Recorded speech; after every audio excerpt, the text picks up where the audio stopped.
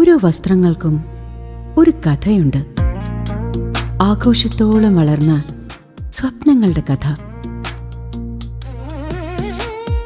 Beauty silks.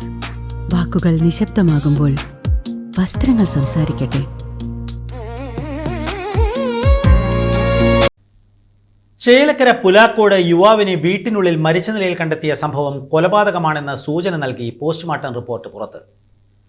Pulikkal വീട്ടിൽ അലിയുടെ മകൻ 27 വയസ്സുള്ള അൻസാറിൻ്റെ മരണകാരണം തലയിലേറ്റ ആഴത്തിലുള്ള മുറിവാണെന്ന് റിപ്പോർട്ടിൽ വ്യക്തമാക്കുന്നു.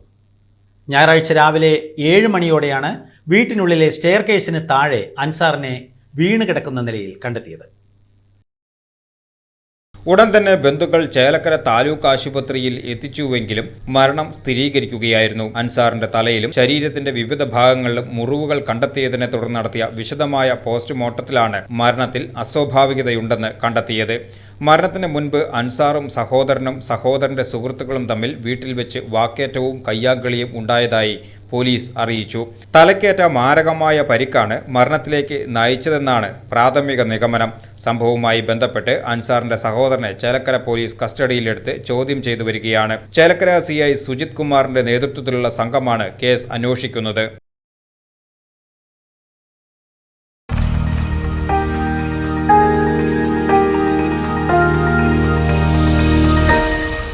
You are watching VCV News.